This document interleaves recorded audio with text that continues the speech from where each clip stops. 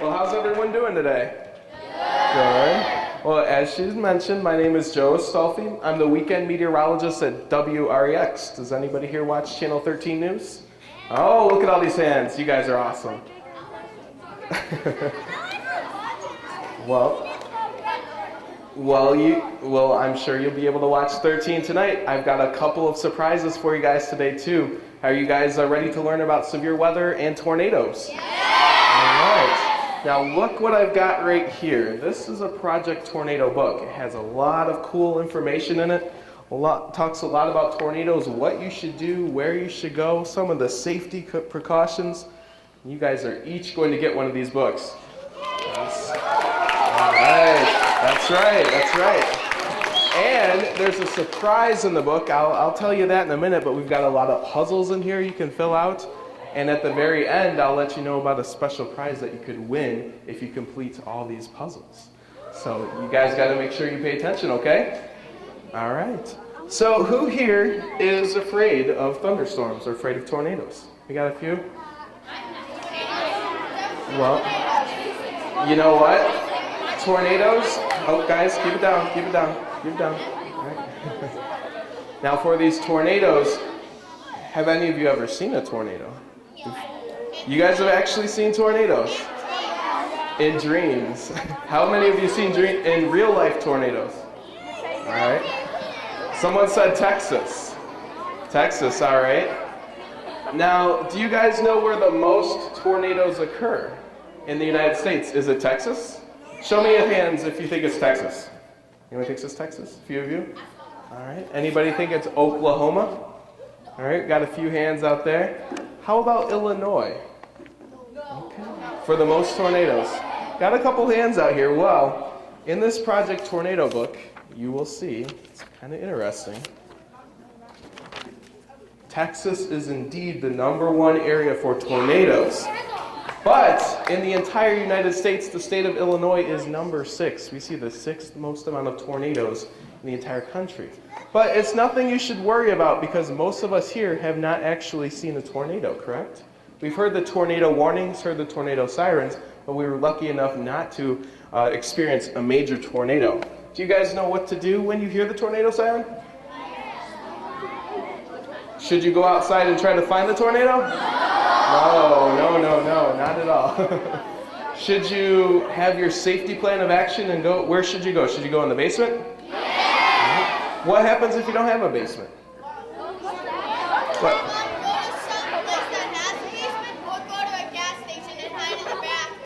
That's a good point. If you don't have a basement, go into the bathroom or an interior hallway. If you live in a mobile home or a trailer home, you're actually safer outside in a tornado. So what happens if you're outside and there's a tornado coming? You get to the lowest level, you get to a ditch, and then you cover your head, of course. Now, you guys here do you guys have a plan here at Lathrop School? What happens when the tornado sirens go off here? Where do you guys go? Right there. You go to the hallway? What do? Do you cover your heads? Yeah. All right. Well, I'm glad to know that you guys are prepared. And this video I'm going to show you in just a minute, we're going to see what you should do in case of tornado again, and then we'll see some clips from some movies. How many of you have ever heard of The Wizard of Oz? All right. Very good. Well, without further ado, we're going to start the Project Tornado video, and then I'll answer your questions afterward. Okay, guys?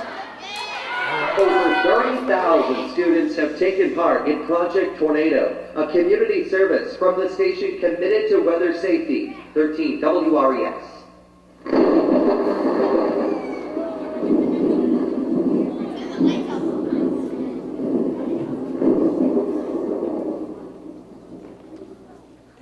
Little on this earth can withstand the violence behind the strongest tornado.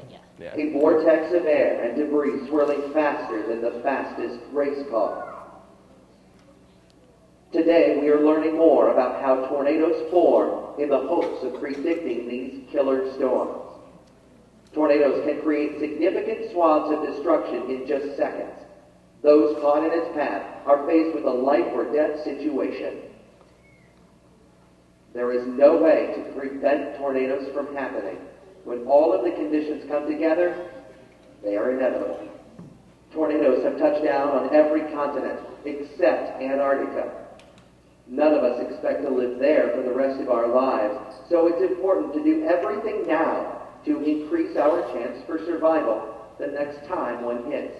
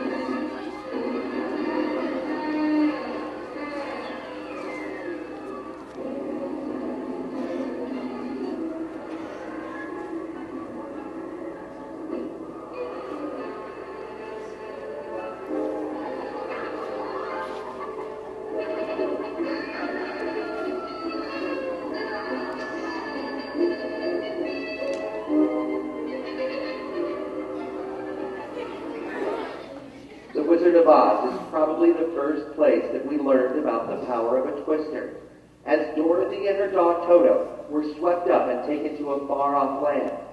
Realistic? Considering the movie was made in the 1930s, yes. Perhaps more striking were scenes from this movie, Twister.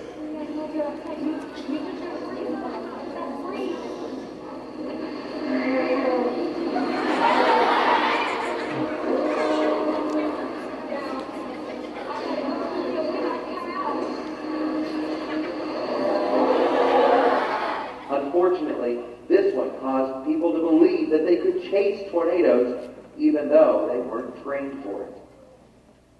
In order to study these powerful storms, let's go back to 1967 when one of our towns was hit by a tornado, Belvedere. The tornado formed over Cherry Valley and raced east. By the time it reached Belvedere, it was an F4, one of the strongest possible. No one was ready for a tornado of this magnitude, and 24 people died. August 28, 1990 is a date that people of Plainfield, Illinois won't forget. An F5 tornado struck the town with little advance warning. Fortunately, tornadoes like these are rare because the only way to survive them is to be below ground. You may remember January 7th, 2008, not for a snowstorm, but for a tornado. A winter tornado formed just east of Loves Park and leveled homes around Edwards Apple Orchard in Poplar Grove. This tornado was caught on tape as it met a Union Pacific freight train head-on.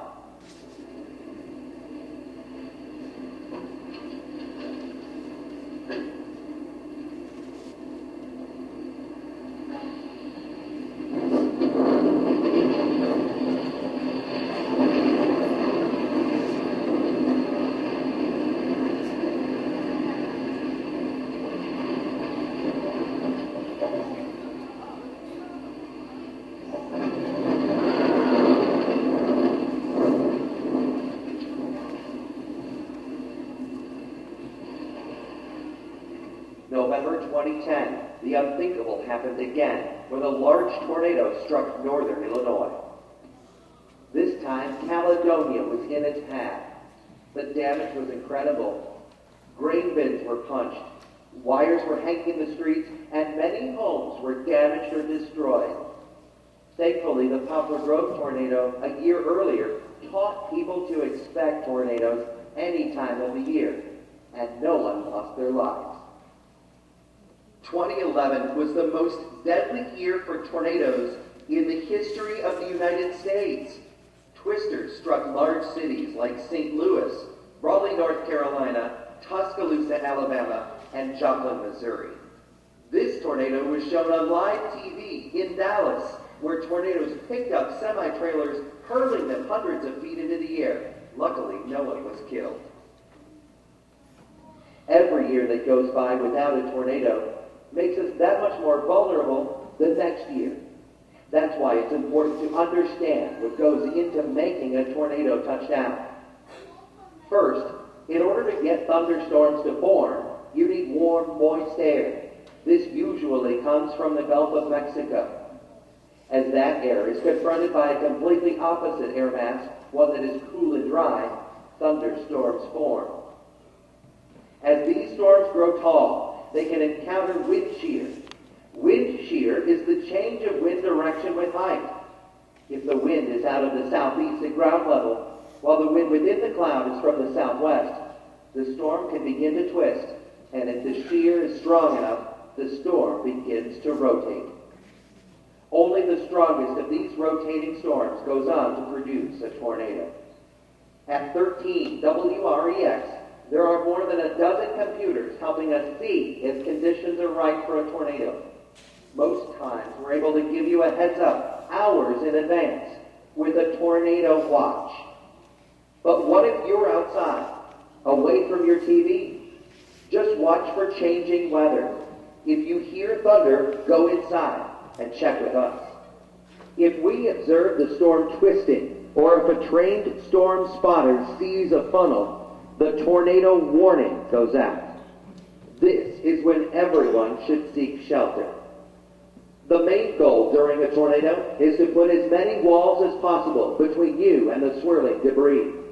Basements are the best, with the area under stairwells the safest. The next best place is an interior room, like a closet or bathroom.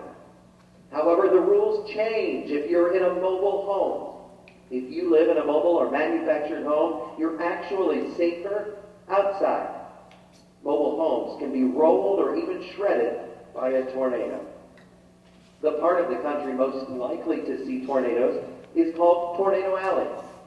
Texas, Oklahoma, and Kansas are the states with the most tornadoes, followed by Florida, Nebraska, and Iowa.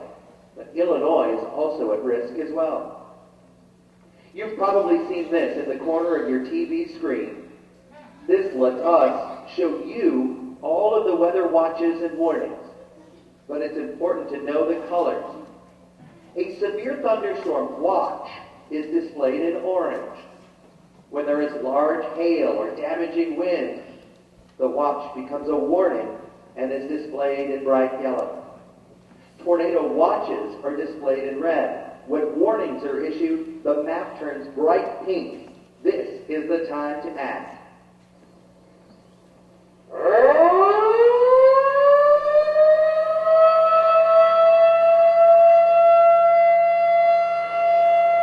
Most counties have outdoor tornado sirens. Hearing their loud wail assures everyone outside can get the warning. If the skies are dark and you hear that sound, seek shelter immediately. Let's see how much you know about tornadoes. If you know the answer, shout it out. True or false? Tornadoes always travel from southwest to northeast. False. Tornadoes travel with the direction of storms, and most of the time, that is from the southwest. Opening windows before a tornado will equalize the air pressure in your home. False. Spending time opening windows wastes precious time you could spend to find safe shelter. True or false? Tornadoes are able to cross large bodies of water. True.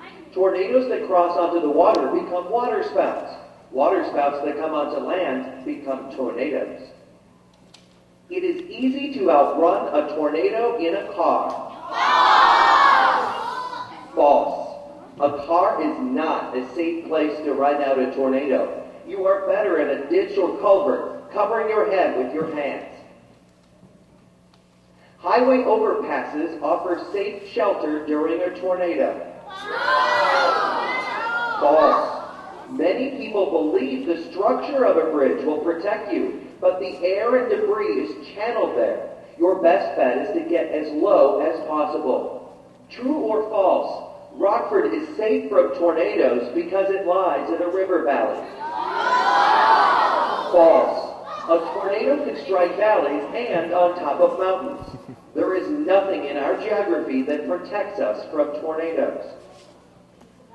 Most tornadoes occur in the late afternoon hours. True.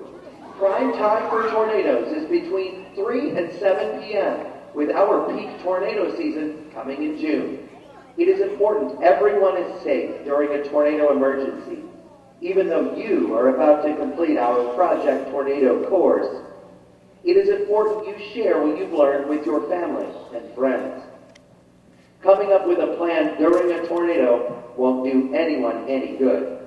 Plan now. And rest assured, the 13th Weather Authority will be watching and waiting for the next tornado to touch down. Will you be ready for it? You guys don't want to watch that video again, do you? Did you guys learn some good information off of that? Do you guys feel a little bit more safe, or you might know what to do during a tornado now? All right, well that's the goal here. Now I've got some really good questions. I looked through all of you guys' questions. Unfortunately, I can't answer them all. A lot of them were the same, so I'm going to read a few here right now. Now this is from Socorro, Valenzuela, and they wrote, how did tornadoes get their name? Now, does anybody here speak Spanish or know a little Spanish? All right. All right. Does anybody know what tornar means? To turn, to twist. That's exactly where tornadoes got their name, from the Spanish language. So there's that. Let's see here. Now, here we go. This was already answered in the video, but I want to see if you guys are paying attention. What do you do if there's a tornado and you don't have a basement or anywhere to go in the basement? Right there. You go to a closet or a bathroom. Where do you go? To the bathroom. To the bathroom or closet, you were saying? Yep, absolutely. Good. Or you go to an interior hallway. But what if you're in a mobile home or a trailer? Where's the safest place to be if there's a tornado warning? Let's see, right down here at the end. Doesn't reach. What's your answer? Find a ditch. Couldn't have said it any better yourself. You get to the lowest spot in the ditch. If you're out driving too and you see the tornado in the distance, or you hear a tornado warning on your car radio, you have to pull over and get into the ditch. Now, do you go under a big highway overpass?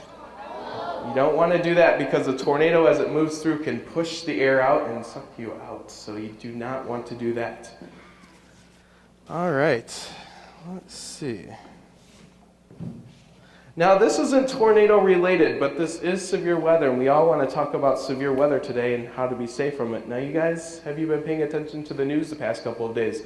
A lot of rain and a lot of flooding, right? Yeah. Absolutely. Well, I got a good question here from Arlene Mendez, who said, how do floods form? Well, floods form when we get a ton of rain. Those rain droplets fall into the little creeks and streams, into the grasses, into the farm fields. Then they'll continue to flow in those smaller creeks into the bigger rivers. And as those bigger rivers continue to fill up, the water level continually rises. And that's how those floods form, with that constant rain and all of the creeks flowing into the major rivers. You got a question? Sometimes when over there's actually a flood going on. Is there a flood? Is there a creek back here? Yeah, actually, it's actually kind of flooding some mobile homes, like trailers. What do you guys do if you see high water? Do you guys go and check it out? No. Do you know the phrase, turn around, don't drown, right? Yeah. Absolutely. Turn around, don't drown.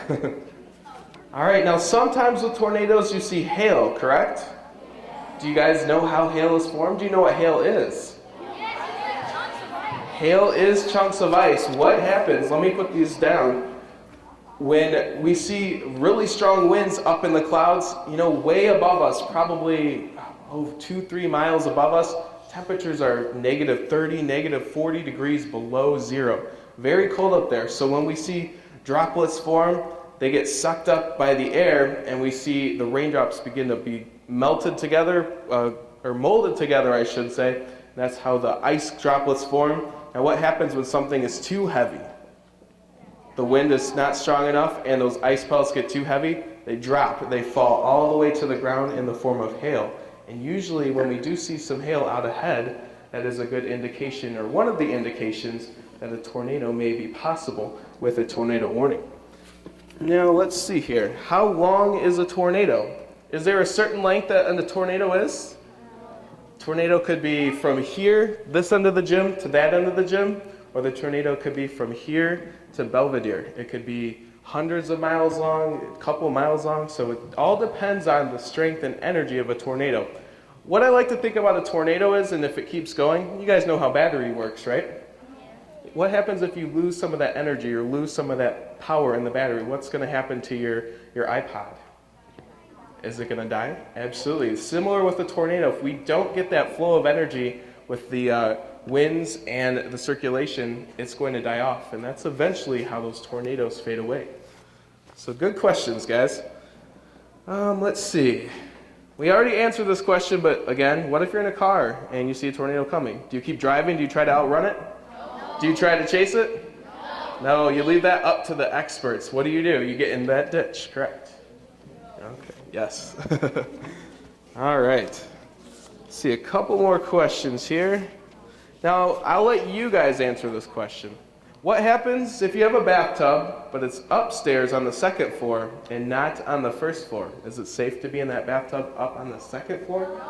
No, the lower the better is the name of the game for tornadoes. So, we have got some really excellent questions here.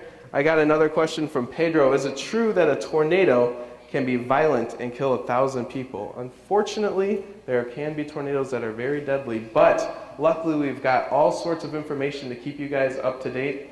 We've got cell phones now that have the little weather trackers. We've got the news station to watch, the weather radio. We've got a better knowledge of tornadoes than we have probably in the past, even 20, 30 years ago. We've got a better grasp on tornado technology. So let's see here. We have gone through all these questions. Now you guys have been really good today, and I know you guys have learned a lot, and you guys are going to learn a lot more too when you take a look at these Project Tornado booklets.